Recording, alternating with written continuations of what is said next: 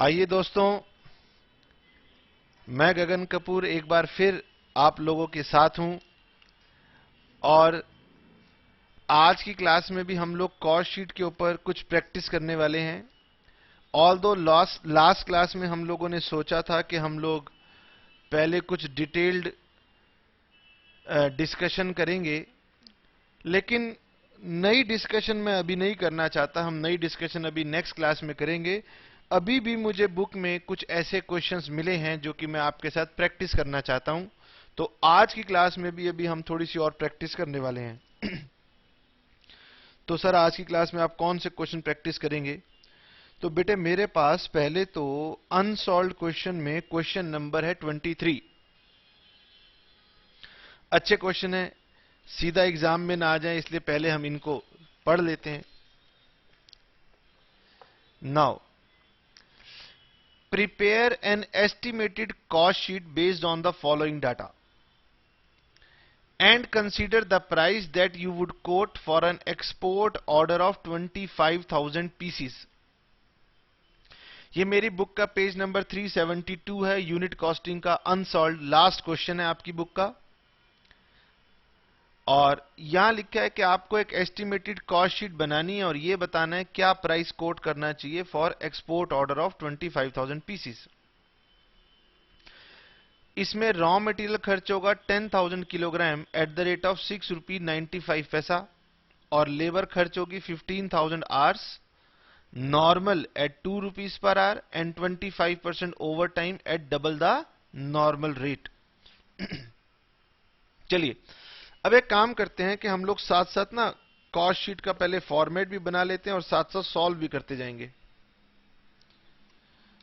तो हम लोग करने जा रहे हैं आपकी बुक का last unsolved question, question number 23, unit costing का सबसे लास्ट क्वेश्चन है और मेरे पास बुक का पेज नंबर चल रहा है 372। ठीक है सर। तो इसमें हम लोग क्या करेंगे,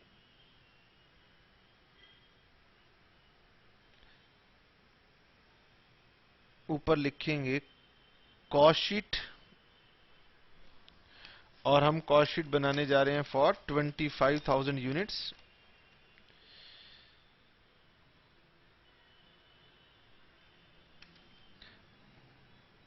डायरेक्ट मटेरियल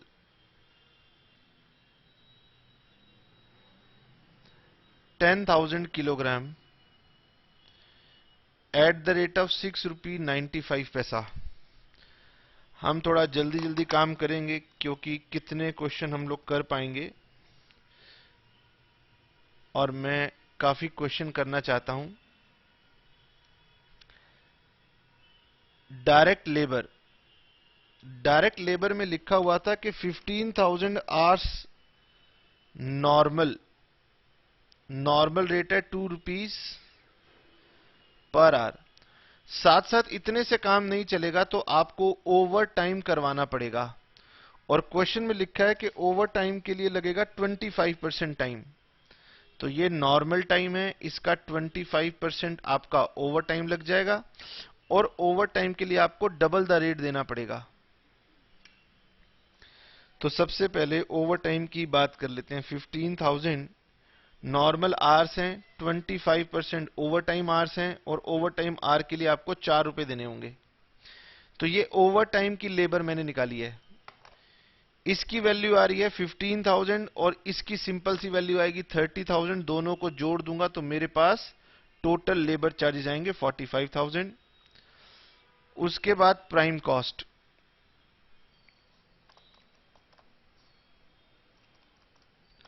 टोटल आ गया 1,14,500।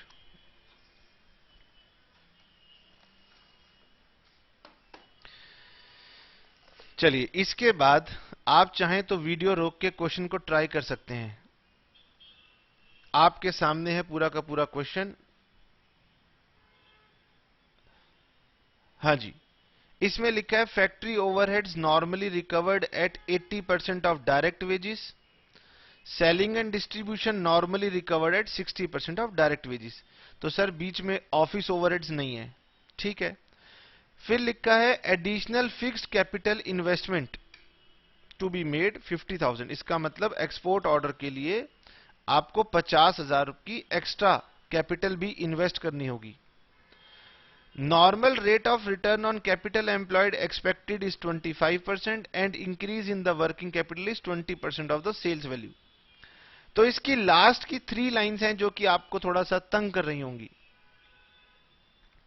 तो ये लास्ट की 3 लाइंस के लिए मैं आपको ये क्वेश्चन करवा रहा हूं।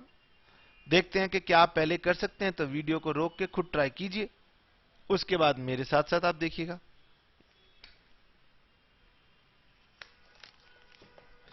तो ऐड वर्क्स ओवरहेड्स,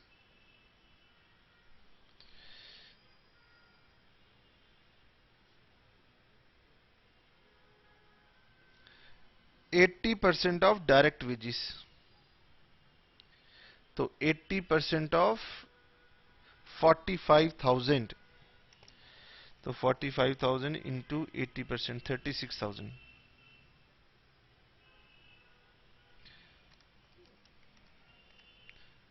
1,50,500। अब यही हमारी वर्क्स कॉस्ट है, यही हमारी कॉस्ट ऑफ प्रोडक्शन भी है, और यही हमारी कॉस्ट ऑफ गुड्स सोल्ड भी है। Add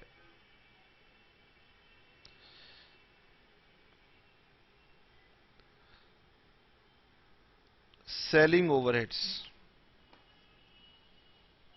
60% of direct wages,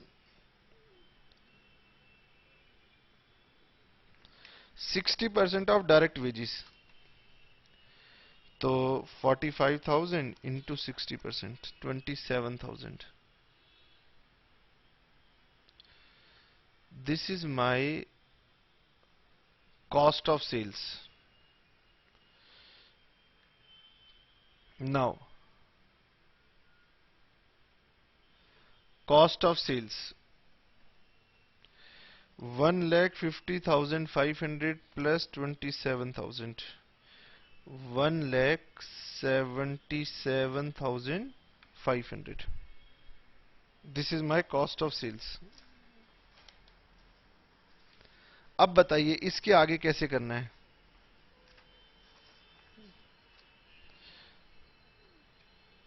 sir इसके बाद तो हमने ऐड करना है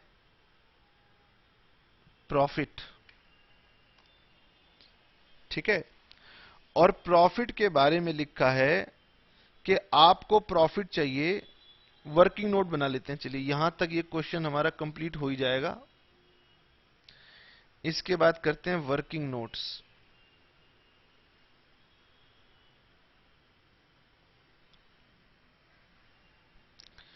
ठीक है सर। तो वर्किंग नोट के लिए हमें क्वेश्चन कह रहा है कि profit required is equal to 25% of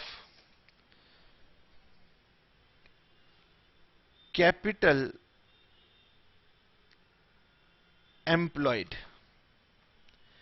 तो कैपिटल एम्प्लॉयड कितनी होगी? तो बेटे पहले तो हम आपको बता दें कि कैपिटल एम्प्लॉयड का मतलब होता है, कैपिटल एम्प्लॉयड का मतलब होता है total assets minus total liabilities. अब लाइबिलिटीज तो है नहीं क्वेश्चन के अंदर, लेकिन एसेट के बारे में जानकारी दी हुई है। और एसेट के बारे में क्वेश्चन कह रहा है एक तो फिक्स्ड अमाउंट है और एक वर्किंग कैपिटल है। फिक्स्ड अमाउंट क्वेश्चन ने गिवन है 50,000 रुपीज, और इसके बारे में क्वेश्चन कह रहा है कि working capital required is 20% of sale value. ठीक है, तो हम क्या कहेंगे? हम सबसे पहले कहेंगे let selling price per unit is equal to x. तो मैथमेटिक्स करने के तरीके बहुत सारे हैं हमारे पास, लेकिन हमने कहा इसमें से हम कोई भी वे अडॉप्ट कर सकते हैं। तो मैंने सिंपल सा तरीका लिया कि सेलिंग प्राइस को लेट अस सपोज x मान लेते हैं और नंबर ऑफ यूनिट्स हैं 25,000। तो 25,000 को जब x से मल्टीप्लाई करूंगा तो मेरी टोटल सेल्स वैल्यू आ जाएगी 25,000x। ठीक है सर। और वर्किंग कैपिटल रिक्वायर्ड है 20% ऑफ सेल्स वैल्यू। तो वर्किंग कैपिटल रिक्वायर्ड हो जाएगी 20% ऑफ सेल वैल्यू। तो ये आ जाएगा मेरे पास 5000x। ठीक है। और मेरी कैपिटल एम्प्लॉयड अब कितनी बन जाएगी? तो सर हमारी कैपिटल एम्प्लॉयड अब बन जाएगी फिक्स्ड कैपिटल 50,000 और वर्किंग कैपिटल इज 5000x। इन दोनों को आप प्लस नहीं कर सकते हैं। और प्रॉफिट आपको चाहिए 20% ऑफ कैपिटल एम्प्लॉयड। तो प्रॉफिट हो जाएगा 25% ऑफ 50,000 प्लस 5000x। इसको सॉल्व करेंगे तो ये आ जाएगा 12,500 प्लस 1250x। ठीक है सर। अब हम जानते हैं कि sales is equal to cost of sales plus profit. ये थी 25,000x। यहां से देखिए कॉस्ट ऑफ सेल्स हमने ऊपर निकाल रखी है 177,500 और प्रॉफिट हमारा बन गया 12,500 प्लस 1250x। तो यहां लाएंगे और माइनस कर देंगे तो 25,000x minus 1250x is equal to, इन दोनों को प्लस कर देंगे 1,90,000 और 23,750x is equal to 1,90,000। x is equal to 190 divided by 23,750, 8 rupees.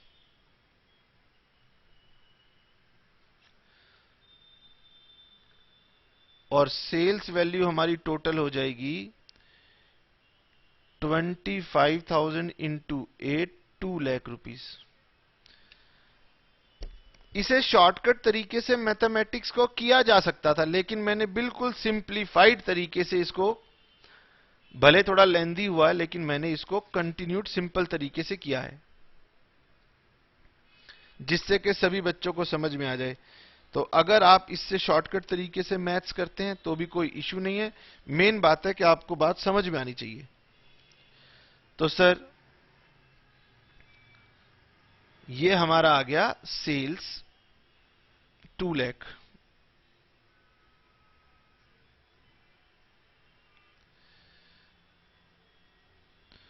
और हमारा प्रॉफिट आ गया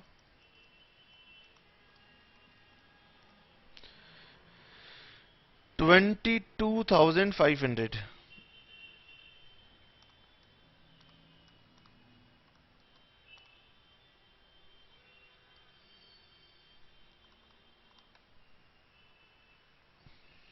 ठीक है। लीजिए बेटे 23 नंबर क्वेश्चन हमने कर लिया है और ये आपकी बुक में दिया हुआ था। अब आपकी बुक का ये लास्ट क्वेश्चन था, लेकिन मैं फिर भी आपको कुछ और इंपॉर्टेंट क्वेश्चन करवाना चाहता था। तो ये देखिए मैंने अलग से पेस्ट किए हैं क्वेश्चन, ये आपकी बुक में नहीं मिलेंगे। कहीं बच्चा देख रहा हो कि मेरी बुक में क्वेश्चन क्यों नहीं है, तो आपकी बुक में ये क्वेश्चन नहीं है। ये क्वेश्चन मैंने सीए के एग्जाम से कॉपी किए हैं। तो वहां पर कुछ ऐसे सिमिलर क्वेश्चन हैं जो कि मैं समझता हूं कि आपके एग्जाम में आ सकते हैं। आइए आप इन क्वेश्चंस को चाहे तो कॉपी कर सकते हैं। Question number 24, find out selling price of an article whose cost of production and sales of 1 lakh units are as follows, material, labour and overhead. अब सर ये नहीं गिवन, ये फैक्ट्री ओवरहेड है, ऑफिस ओवरहेड है, selling overhead है। मैंने कहा चलिए इसे टोटल ओवरहेड मान लेते हैं। तो इसका मतलब इन तीनों को मिला के आपकी टोटल कॉस्ट बन जाएगी, जिसे हम बोलेंगे कॉस्ट ऑफ सेल्स। तो क्वेश्चन हमने लिया है क्योंकि उसके बाद का पैराग्राफ हमारे काम का है। पढ़िए, now fix portion of capital employed is 50,000 and varying portion is 40% of sales turnover. बिल्कुल ऊपर की तरह, ऊपर 20% की बात की गई थी, नीचे 40% की बात की गई है। ठीक है सर, एक तो ये। उसके बाद यहां पर एक और इंपॉर्टेंट लाइन लिखी गई है, a profit of 8% net of capital employed after payment of tax at the rate of 40% of the earning is desired. तो ये क्योंकि एग्जामिनेशन में आए हुए क्वेश्चन हैं, तो ये लाइन अगर आपको नहीं समझाएंगे तो आपको एग्जाम में ट्रबल कर देगी। और जिन बच्चों को ट्राई करना हो वो इसे ट्राई कर सकते हैं। ट्राई करने के बाद उन्हें समझ में आएगा कि हाँ, ये क्वेश्चन मैंने आखिरकार क्यों लिया। ठीक है, अगर कोई ट्राई करना चाहता है तो ट्राई कीजिए, बाकी लोग मेरे साथ साथ समझने की कोशिश करेंगे कि इसमें था क्या। ये क्वेश्चन बिल्कुल क्वेश्चन नंबर 23 के ही जैसा है, नो डाउट, लेकिन इसमें जो नेट ऑफ टैक्स रिटर्न लिखी है उसका क्या करना है, यही हमने आपको सिर्फ समझाना है।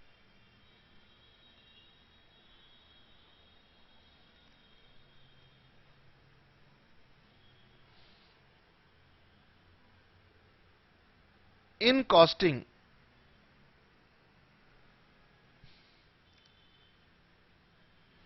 Profit is profit before tax. बेटे कॉस्टिंग में टैक्स को कंसीडर नहीं किया जाता, क्योंकि टैक्स हमारी कॉस्टिंग कहती है एक फाइनेंशियल कॉस्ट है या आपका पर्सनल कॉस्ट है।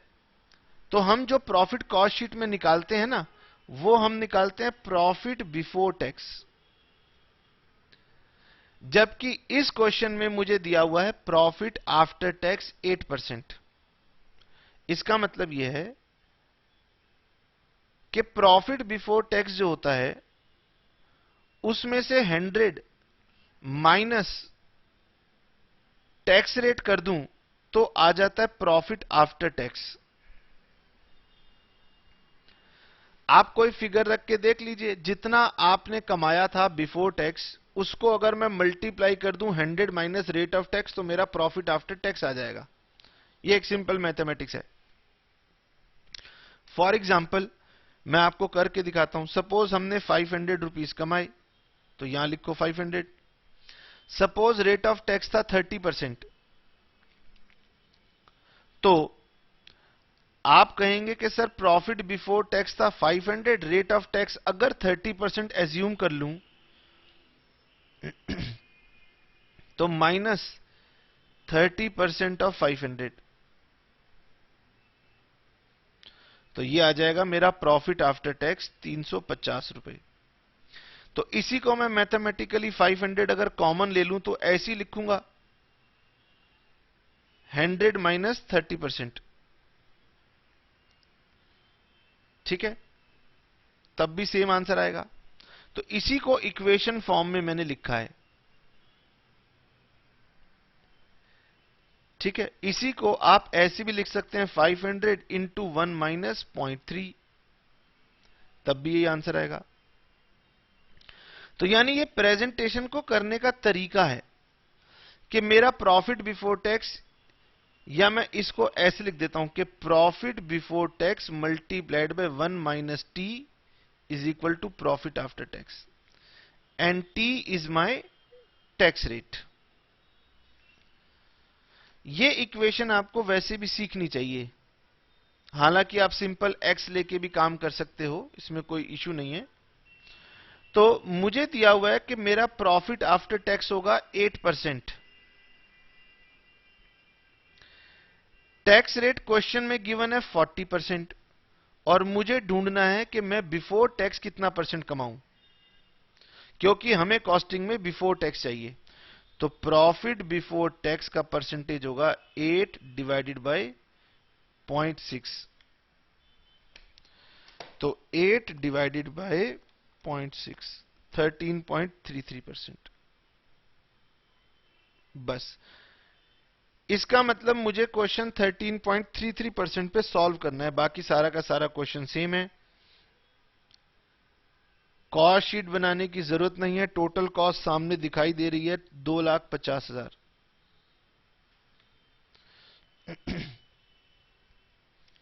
ये क्वेश्चन नंबर 24 हमारा अपना क्वेश्चन है, बुक में मत ढूंढना। Let selling price per unit is equal to x, तो टोटल सेल्स वैल्यू हो जाएगी 1 लाख एक्स, और हमारी वर्किंग कैपिटल रिक्वायर्ड हो जाएगी 40% of 1 lakh x, means 40,000 x, और हमारी टोटल कैपिटल एम्प्लॉयड हो जाएगी 50,000 प्लस 40,000 एक्स, और हमें जो प्रॉफिट रिक्वायर्ड है वो रिक्वायर्ड अब लेना है 13.33% ऑफ 50,000 प्लस 40,000 एक्स।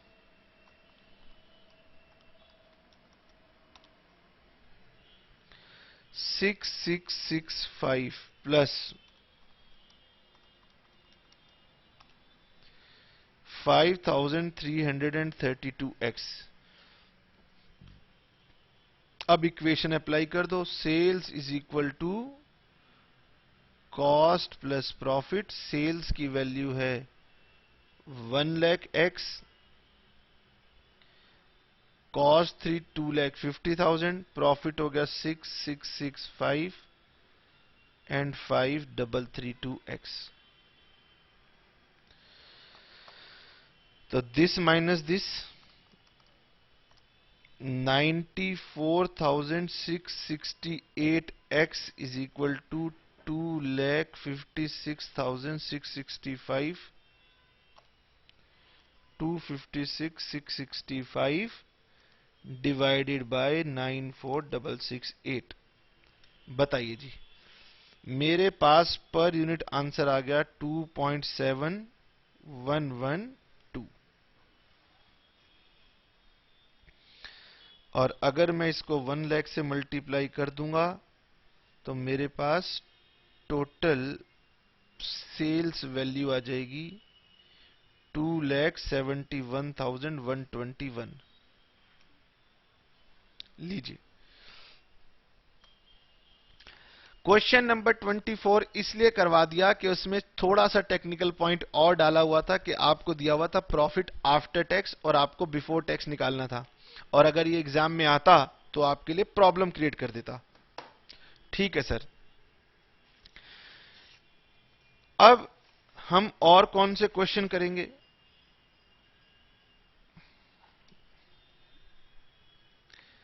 हमने इससे पहले भी आपके साथ डिस्कस किया था treatment of sale of scrap. Question के बीच में डिस्कस किया था, लेकिन आपको इसके बारे में कुछ लिखवाया नहीं था। स्क्रैप का मतलब मैंने आपको बताया था कि अगर आपके घर में न्यूज़पेपर आता है और आप 500 रुपीज लेटर सपोज न्यूज़पेपर के पे करते हैं, तो बहुत सारा आपके पास पेपर इकट्ठा हो जाता है, वो आप फिर बुला करके जो कबाड़ी वाला है उसको बुला के आप बेच देते हो, सेल कर देते हो, और आपको 100 रुपीज मिल गया। तो स्क्रैप वैल्यू मिलना इसका मतलब है मेरी कॉस्ट का रिकवर हो जाना, और अगर मैं कॉस्ट को रिकवर करूंगा तो मैं कॉस्ट में से माइनस भी करूंगा, मेरी कॉस्ट कुछ कम हो गई। तो हमारे पास कॉस्ट शीट में जब भी स्क्रैप आएगी तो स्क्रैप में घबराना नहीं है, स्क्रैप बहुत सिंपल है। अगर आपको क्वेश्चन कहे कि ये स्क्रैप ऑफ रॉ मटेरियल है, तो फिर आप इसे डिडक्ट कर दोगे फ्रॉम रॉ मटेरियल कंज्यूम्ड। जैसे कई बार आप देखते हो, अगर आप देखें कि किसी फैक्ट्री में मान लो जीन्स बन रही है, तो वो कपड़ा रखते हैं और कपड़े की कटाई कर देते हैं, साइज के अकॉर्डिंगली कपड़ा काट दिया तो कपड़े की कतरन बच गई। तो ये जो कपड़े की कतरन बच जाती है ना, ये बाद में लोग दरी बना देते हैं इससे, तो वो आपसे आके परचेज करके ले गए। तो आपका मटेरियल की कटिंग हुई, उस कटिंग में स्क्रैप निकल के आई, तो मटेरियल की कॉस्ट में से माइनस कर दो। मान लीजिए बर्तन बनाने की बात करते हैं कि मान लीजिए कटोरी बन रही है, तो कटोरी में उसने शीट में एक गोल कटिंग की, फिर गोल कटिंग की, फिर गोल कटिंग की, तो साइड की शीट्स बच गई। तो अगर रॉ मटेरियल की बात हो जाए और लिखा हो क्वेश्चन में कि स्क्रैप रॉ मटेरियल का है, तो फिर इसे रॉ मटेरियल की कॉस्ट में से माइनस कर देना। नंबर 1। कई बार होता है कि हमारी प्रोडक्शन गड़बड़ हुई। प्रोडक्शन गड़बड़ का मतलब होता है कि मैं कहना चाहता हूं कि प्रोसेसिंग में आपका वेस्ट निकलता है, प्रोसेसिंग वेस्ट निकलता है। जैसे कि आप मान लीजिए कोई प्रोडक्ट बनाते हैं, और जब प्रोडक्ट बनाते हैं तो उसमें कुछ वेस्ट निकल के आता है। अब जो वेस्ट निकल करके आता है, अगर वो आप सेल कर देते हैं, तो फिर आप इसे डिडक्ट करोगे फ्रॉम वर्क्स कॉस्ट लिख दो या फैक्ट्री ओवरहेड्स लिख दो। तो आप इसे वर्क्स ओवरहेड्स या फिर अपनी फैक्ट्री कॉस्ट में से माइनस कर दोगे। ठीक है सर, इसमें कोई खास परेशानी की बात हमें नहीं आने वाली। ठीक है, अब मैं आपको बताने वाला हूं ट्रीटमेंट ऑफ डिफेक्टिव प्रोडक्शन। अभी हम पहले कुछ क्वेश्चन करेंगे जिसमें हमारा डिफेक्टिव प्रोडक्शन निकल करके आता है। अब अगर आपका डिफेक्टिव प्रोडक्शन निकल करके आता है और आप इसके ऊपर कॉस्ट ऑफ रीवर्क खर्च करते हैं, कॉस्ट ऑफ रीवर्क कहिए या कॉस्ट ऑफ रेक्टिफिकेशन,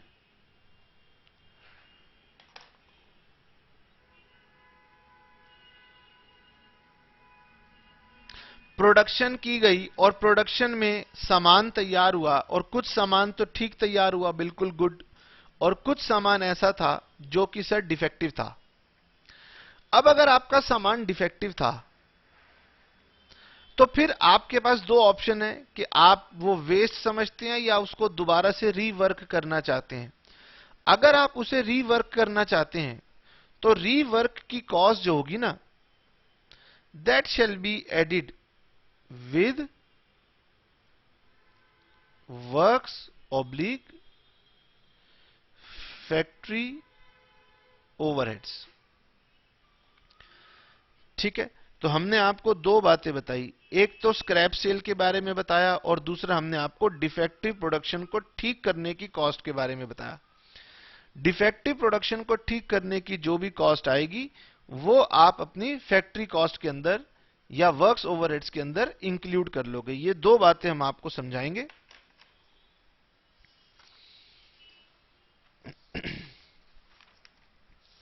हमारे पास इसमें कुछ सॉल्व्ड एग्जाम्पल हैं। ठीक है जी, एक तो हमारे पास है इलस्ट्रेशन नंबर 7.6। सिंपल सी इलस्ट्रेशन है, हम ये करेंगे नहीं, हम ये आपको होमवर्क में देंगे। It is based on sale of scrap. इसमें लिखा है कि factory has received an order for 3 types of casting weighing 18, 45 and 27 tons. 10% of the raw material used were wasted in manufacturing and are sold as scrap for 20% of the cost price of the raw material, and cost price of the raw material is 250 rupees per ton. अब देखो scrap में क्या मिल रहा है, 20% cost price of raw material. Raw material की cost price है 250 रुपए, तो बताओ स्क्रैप की क्या वैल्यू है, 20% ऑफ 250, यानी मुझे 50 रुपीज पर टन का स्क्रैप वैल्यू रियलाइज होती है। ये तो समझ में आ गई। फिर क्वेश्चन ने लिखा था कि 10% of raw material used in manufacturing,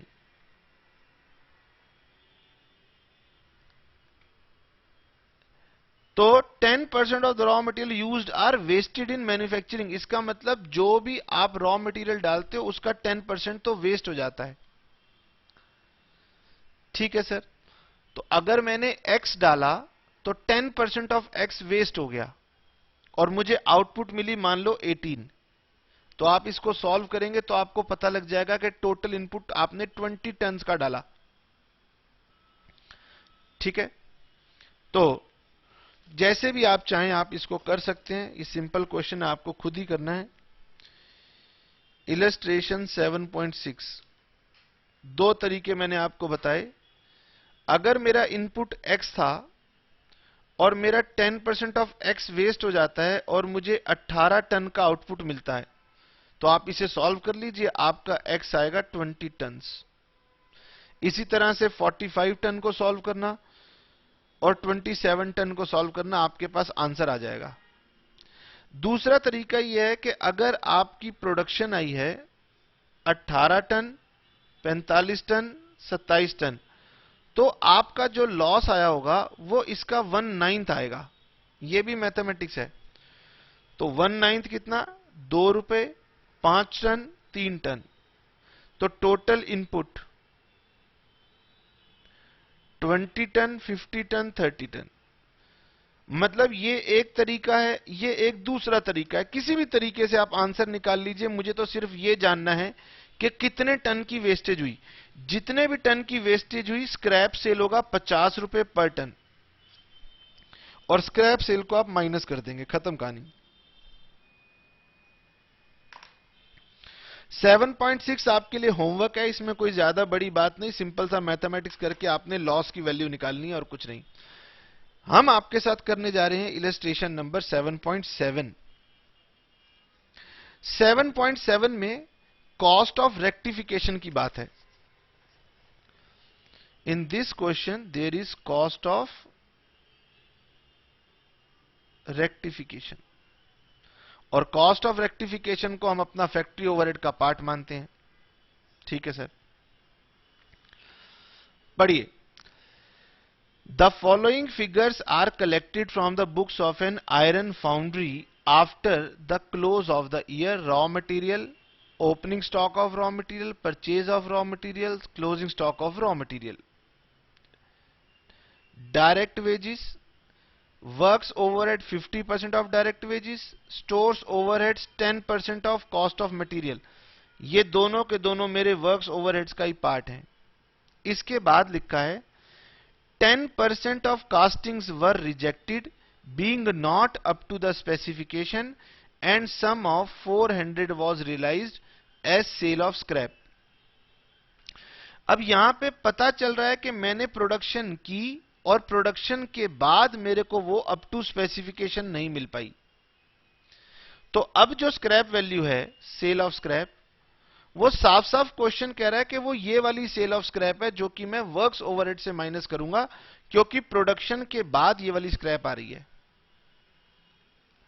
ठीक है सर, इसमें तो सिंपल ट्रीटमेंट है, कोई प्रॉब्लम की बात थोड़ी ना, 400 रुपए माइनस कर लेने। फिर लिखा है 10% of finished castings were found to be defective. पहले तो 10% कास्टिंग रिजेक्ट हो गई और फिर जो कास्टिंग मिली उसका भी 10% डिफेक्टिव था, एंड वर रेक्टिफाइड, उसे ठीक किया गया।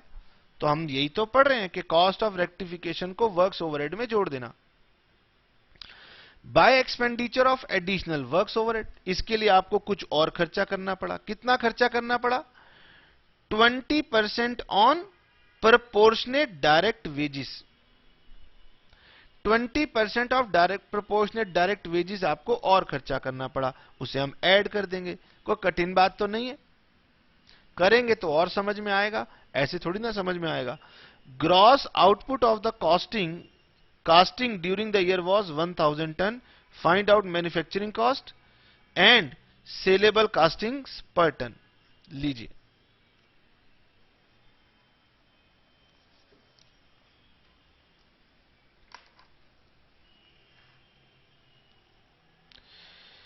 इलस्ट्रेशन नंबर 7.7, महेश्वरी मित्तल, मेरी बुक का पेज नंबर 345।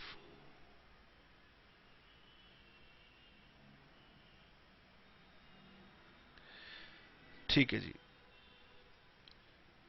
आइए बनाएं कॉस्ट शीट। कॉस्ट शीट में अब यहां पर ना ऐसा है, हम लोग क्वांटिटी भी साथ लेके चलते हैं तो आपके लिए थोड़ा सा ना सिंपल हो जाएगा।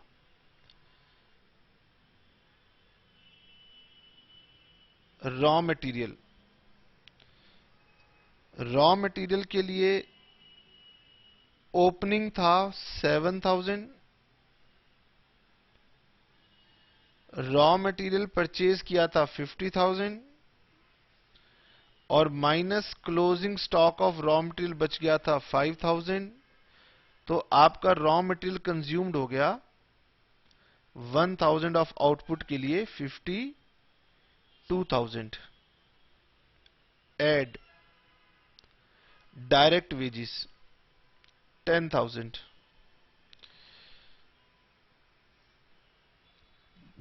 सॉरी प्राइम कॉस्ट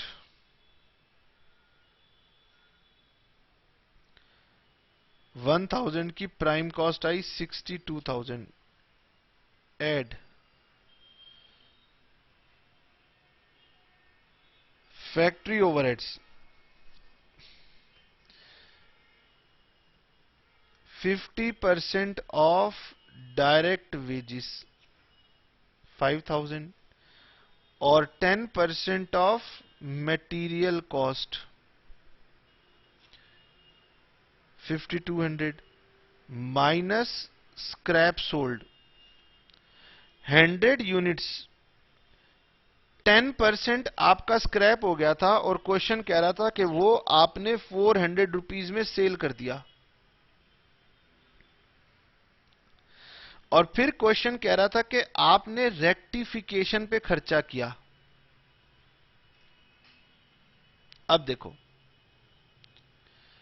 यहां तक देखूं तो मेरी आउटपुट हो चुकी है 900 और क्वेश्चन कह रहा था कि इसका 10% आपका डिफेक्टिव प्रोडक्शन हुआ। तो यानी रेक्टिफिकेशन आपने 90 यूनिट्स का किया, अप टू स्पेसिफिकेशन वाली क्वांटिटी हटा के 900 थी, उसका 10% हुआ 90 यूनिट्स। अब इस पर वो कह रहा है प्रोपोर्शनेट डायरेक्ट वेजेस जो आपने खर्च किए हैं वो ले लीजिए। ठीक है sir. Now what is proportionate direct wages? आपने डायरेक्ट वेजेस खर्च की 10,000, 10,000 आपने खर्च किए 1,000 यूनिट के लिए, डिवाइडेड बाय 1000 यूनिट्स। तो एक यूनिट की ये मेरी कॉस्ट आती है और मैंने 90 यूनिट्स को रीवर्क किया और रीवर्क में मुझे पूरी लेबर नहीं देनी होती, जो भी लेबर प्रोपोर्शनेट लेबर कॉस्ट आएगी उसका 20% मुझे देना है। ये इसका मतलब है।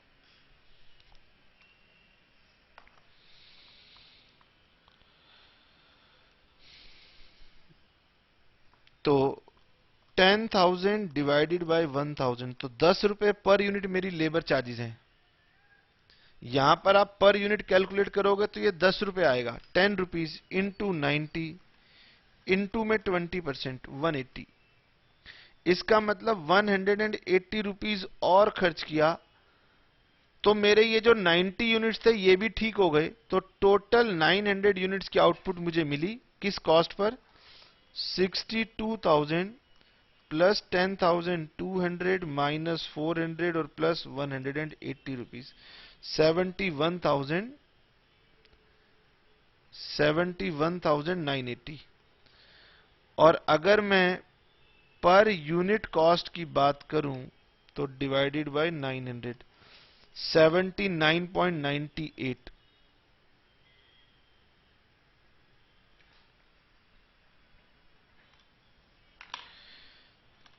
ठीक है सर। अब कॉस्ट ऑफ रेक्टिफिकेशन का ये क्वेश्चन तो हमने कर लिया, और एक और सीए एग्जाम का क्वेश्चन मैं आपको रेक्टिफिकेशन पे करवाना चाहता हूं। ये भी हमने पीछे ऐड कर रखा है।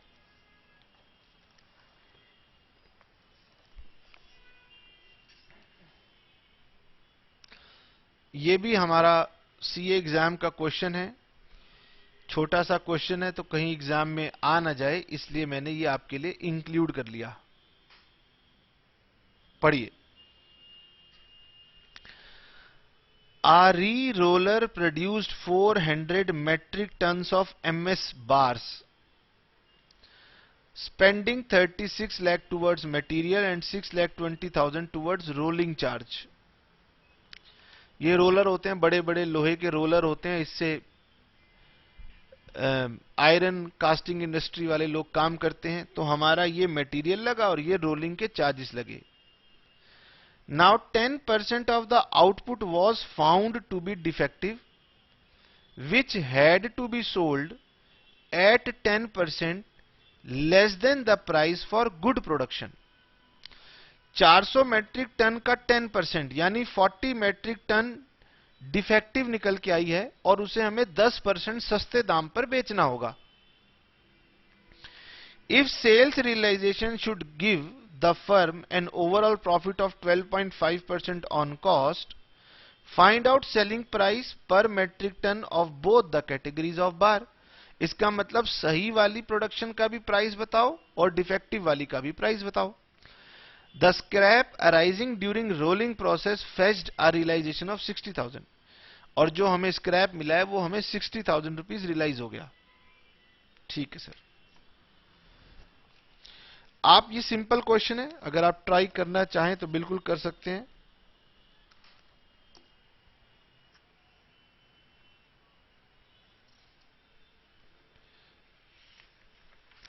ट्राई करने में कोई बुराई थोड़ी ना है।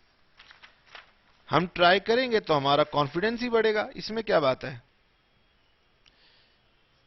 मैं रुका हुआ हूं ताकि मैं चाहता हूं कि स्टूडेंट्स इसको एक बार ट्राई करके देखें। बिल्कुल सिंपल सा क्वेश्चन है, सिर्फ मैथमेटिक्स इन्वॉल्व है, और मैं नहीं चाहता कि एग्जाम में स्टूडेंट्स को कोई परेशानी हो, इसीलिए मैंने अभी करवा दिया। तो ये हमारा खुद का लिया हुआ क्वेश्चन है। This is question number 25।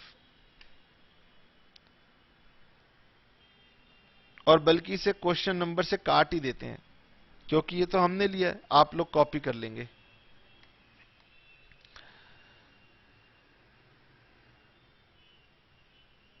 Material cost है हमारे पास 36 lakhs।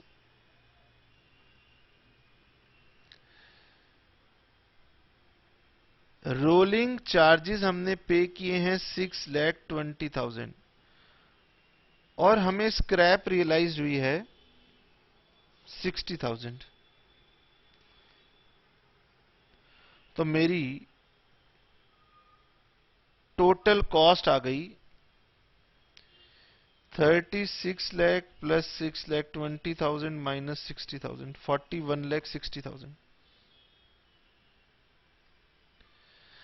अब आपको बता दें कि मेरी जो 400 मेट्रिक टन की क्वांटिटी थी, उसकी 10% क्वांटिटी थोड़ी सब स्टैंडर्ड मिली है। क्वांटिटी लॉस कुछ भी नहीं है। तो इसका मतलब इसमें 10 तो ऐसे हैं जो कि थोड़े डिफेक्टिव हैं, और बाकी 90% ऐसे हैं जो कि गुड प्रोडक्ट हैं। अब क्वेश्चन कह रहा था कि मुझे ओवरऑल प्रॉफिट चाहिए eight the rate of 12.5% on cost. तो इंटू 12.5%, 41,60,000 इंटू 12.5%, इसका मतलब टोटल प्रॉफिट चाहिए 5,20,000। तो टोटल हो गया 46,80,000। ये हमें सेल वैल्यू चाहिए। तो हमने कहा let price of good unit is equal to S. तो इसका मतलब है price of defective unit is equal to 0.9s, क्योंकि वो 10% कम प्राइस पे सेल होगा। तो 46,80,000 टोटल सेल वैल्यू है किसकी? 360 गुड यूनिट्स की। तो 360s प्लस 40 डिफेक्टिव यूनिट्स की। तो 40 into 0.9s, 46,80,000 is equal to 396s। तो sale price per unit is equal to 11,818 rupees. ये गुड यूनिट का प्राइस हुआ और डिफेक्टिव का प्राइस हो जाएगा इंटू 0.9, 10,636.36। ये डिफेक्टिव वाले का प्राइस हो जाएगा।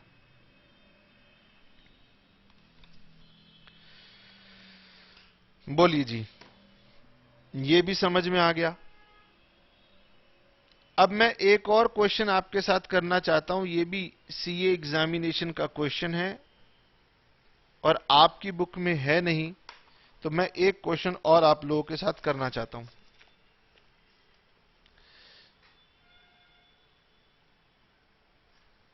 ये भी हमने जबरदस्ती ऐड कर रखा है, तो आप बुक में मत ढूंढ लेना, ठीक है।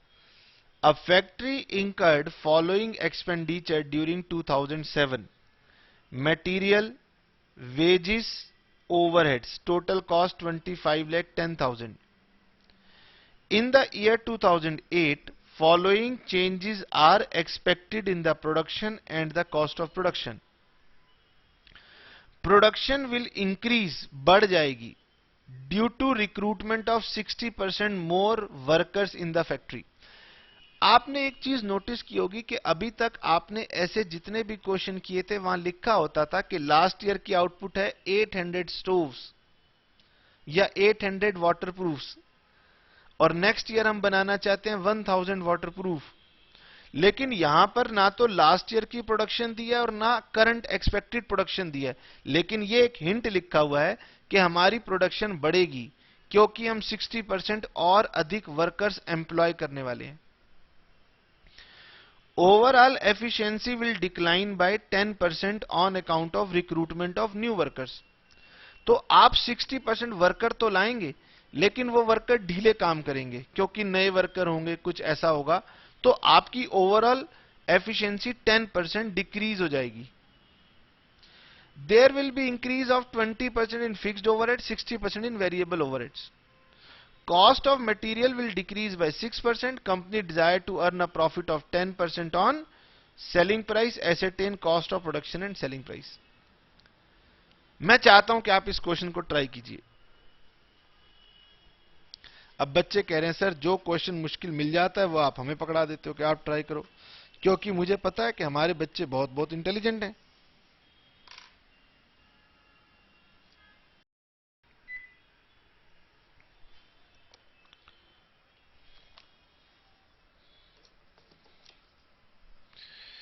तो पहले आपको ये बताएं,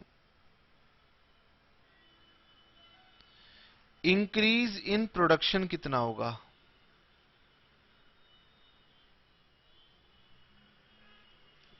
तो सबसे पहले लेट लास्ट ईयर प्रोडक्शन को मैं 100% मान के चलता हूं। आपने मोर लेबर एम्प्लॉय की है, 60% मोर लेबर एम्प्लॉय की है, साफ साफ लिखा है। तो इसका मतलब मेरी प्रोडक्शन 160% होनी चाहिए, लेकिन क्वेश्चन कह रहा है कि there will be decline in the efficiency by 10%। Question कहता है जो आपकी ओवरऑल एफिशिएंसी है ओवरऑल का मतलब है टोटल एफिशिएंसी गिर जाएगी 10% से, तो 160 का 10% होता है 16%।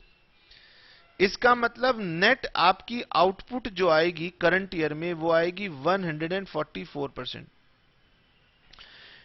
इसका मतलब यह है कि आपकी आउटपुट 44% से इंक्रीज होगी। भले लेबर आप 60% और लगा रहे हैं, लेकिन वो लेबर आपको फ्रूटफुल इफेक्ट नहीं दे पा रही है और टोटल एफिशिएंसी को 10% से डिक्रीज कर रही है, तो आपकी टोटल आउटपुट 44% से इंक्रीज होगी। अब जब ये मिल गया तो ही आगे क्वेश्चन बन पाएगा। ठीक है सर, आइए इसके बाद हम लोग आगे बनाना शुरू करते हैं। सबसे पहले आएगा मेरी डायरेक्ट मटेरियल कंज्यूम्ड कितना होगा।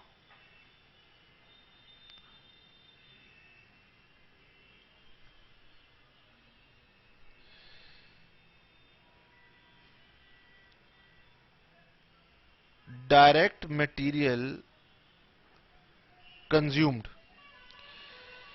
तो लास्ट ईयर हमने डायरेक्ट मटेरियल कंज्यूम किया था 12 लाख का, और मेरी प्रोडक्शन हो गई है 44% बढ़ गई है, लेकिन क्वेश्चन में लिखा था कॉस्ट ऑफ मटेरियल 6% से कम हो जाएगी, तो ये मेरी एक्चुअल मटेरियल कंज्यूम्ड आएगा 12 लाख इंटू 144%। मैंने आपको ये बात बार बार बताई है कि मेरी जितनी भी डायरेक्ट कॉस्ट होती हैं वो सारी वेरिएबल होती हैं, और वेरिएबल हमेशा उसी प्रोपोर्शन में बढ़ेगी या घटेगी जिस प्रोपोर्शन में आपकी प्रोडक्शन बढ़ेगी या घटेगी। तो ये मेरे लास्ट ईयर के प्राइस पर कॉस्ट आनी थी, लेकिन प्राइस 6% कम हो गए हैं, तो ये आ गई मेरी टोटल 16,24,320। 16,24,320। अब आएगा डायरेक्ट वेजिस। लास्ट ईयर मैंने डायरेक्ट वेजिस दी थी 7 लाख, और क्वेश्चन ने साफ साफ लिखा है कि आप 60% और लेबर एम्प्लॉय करोगे, तो 7 lakh into 160%, 11,20,000 plus 16,24,320, 27,44,320 add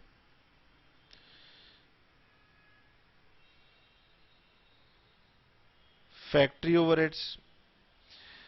question कह रहा था कि फिक्स्ड ओवरहेड 20% से बढ़ जाएंगे, तो फिक्स्ड ओवरहेड लास्ट टाइम थे 3,60,000 इंटू 120%, 4,32,000, और वेरिएबल ओवरहेड क्वेश्चन में कहा गया है कि वो बढ़ जाएंगे बाय 60%,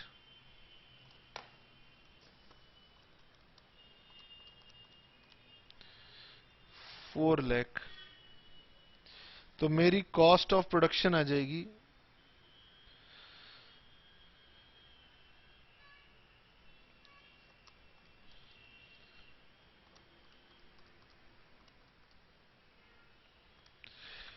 35,76,320।